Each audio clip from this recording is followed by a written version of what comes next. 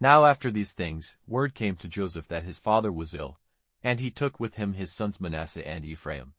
And when they said to Jacob, "Your son Joseph is coming to see you," then Israel, getting all his strength together, had himself lifted up in his bed.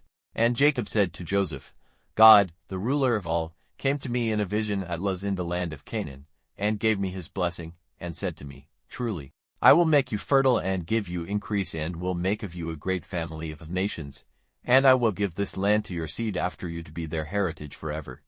And now your 2 sons who came to birth in Egypt before I came to you here are mine. Ephraim and Manasseh will be mine, in the same way as Reuben and Simeon are. And any other offspring which you have after them will be yours, and will be named after their brothers in their heritage. And as for me, when I came from Paddan, death overtook Rachel on the way, when we were still some distance from Ephrath. And I put her to rest there on the road to Ephrath, which is Bethlehem. Then Israel, looking at Joseph's sons, said, Who are these? And Joseph said to his father, They are my sons, whom God has given me in this land. And he said, Let them come near me, and I will give them a blessing. Now because Israel was old, his eyes were no longer clear, and he was not able to see. So he made them come near to him, and he gave them a kiss, folding them in his arms. And Israel said to Joseph, I had no hope of seeing your face again, but God in his mercy has let me see you and your children.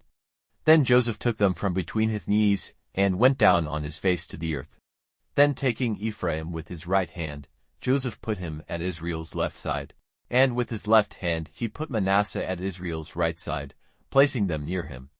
And Israel, stretching out his right hand, put it on the head of Ephraim, the younger, and his left hand on the head of Manasseh, crossing his hands on purpose, for Manasseh was the older.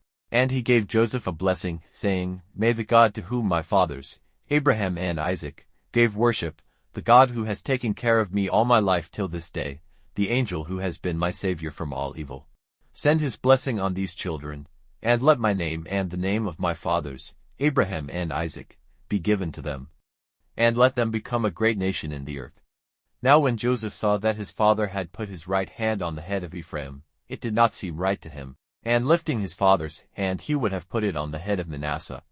And Joseph said to his father, Not so, my father, for this is the older.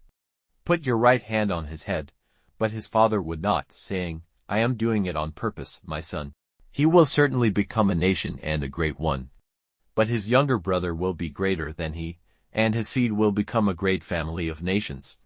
So he gave them his blessing that day, saying, You will be the sign of blessing in Israel, for they will say, May God make you like Ephraim and Manasseh. And he put Ephraim before Manasseh. Then Israel said to Joseph, Now my death is near.